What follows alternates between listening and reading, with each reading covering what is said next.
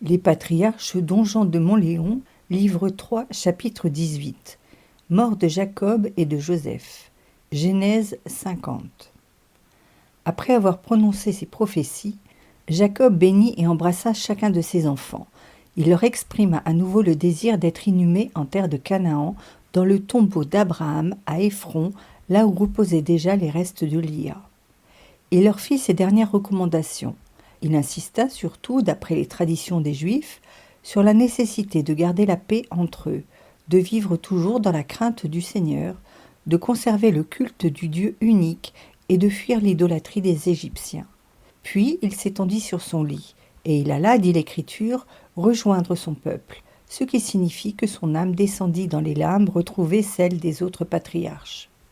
Joseph, qui avait senti redoubler son affection pour son père en voyant l'esprit prophétique dont il était rempli et la haute sainteté qui brillait en lui, se jeta sur le corps inanimé du vieillard, l'embrassant et donnant libre cours à sa douleur. Ce détail montre que, malgré la situation à laquelle il avait été élevé, son âme était restée aussi simple, son cœur aussi tendre que celui d'un enfant. Il ne crut pas déroger à sa dignité de vice-roi en pleurant à chaudes larmes devant tout le monde. Quand enfin son chagrin se fut un peu calmé, il s'occupa de faire embaumer le cadavre. On sait quelle maîtrise les Égyptiens avaient atteint en cet art. Le corps du défunt était lavé, désinfecté, stérilisé avec les soins les plus minutieux. Toutes les précautions étaient prises, non seulement pour qu'il fût vidé de tout germe de corruption, mais encore pour qu'il conservât sa souplesse. Après avoir été entièrement desséché par un bain prolongé dans le natron, on l'enveloppait de bandelettes extrêmement fines que l'on imprégnait de produits variés pour les parfumer et assurer une conservation indéfinie. Casse, cinnamome, huile de cèdre, gomme, henné, baies de genièvre, oignons, résine, vin de palme, pois, goudron, etc. La quantité d'étoffe dépensée pour envelopper un seul corps est incroyable, écrit Vigouroux.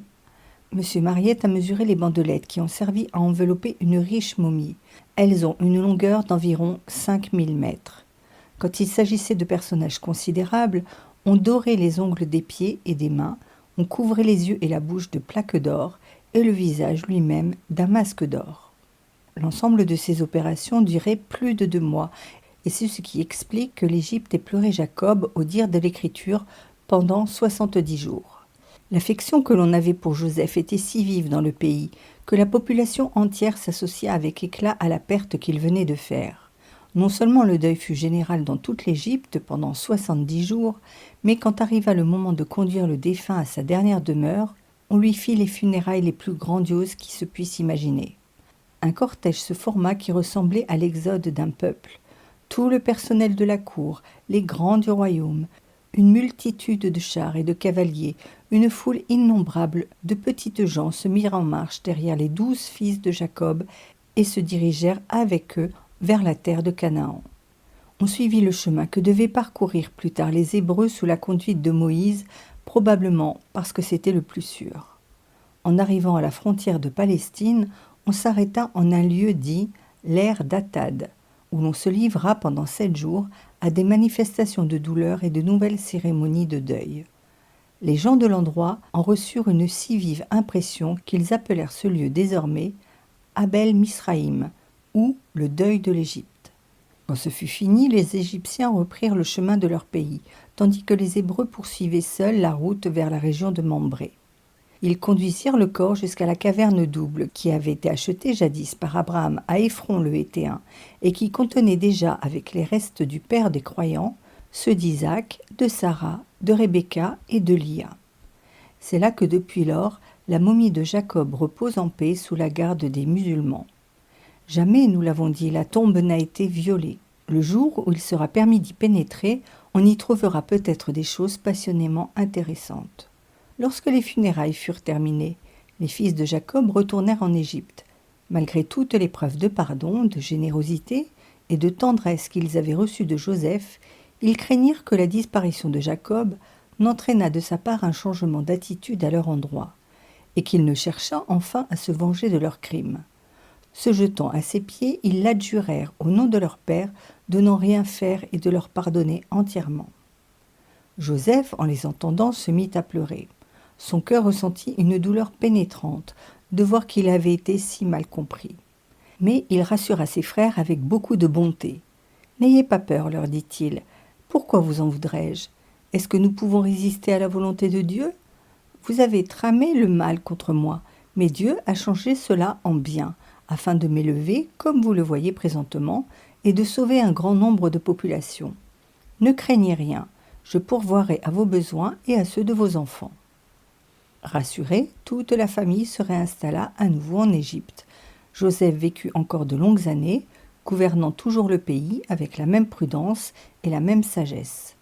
Quand enfin il sentit venir la mort, il promit à ses frères que Dieu les ramènerait dans la terre de Canaan, la terre dont il avait fait don à Abraham, Isaac et Jacob.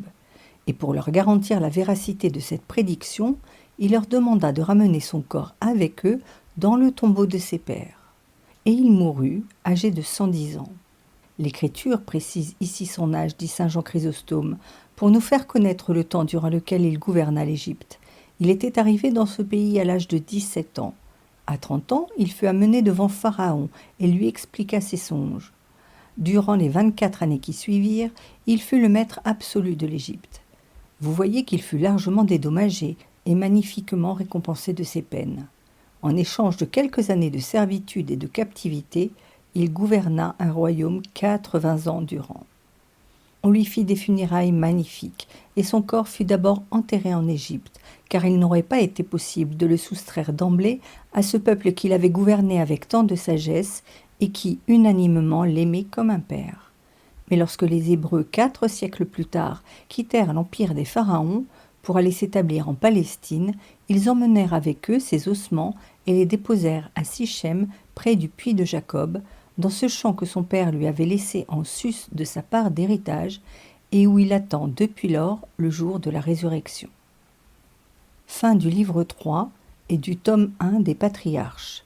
À venir, tome 2, Moïse.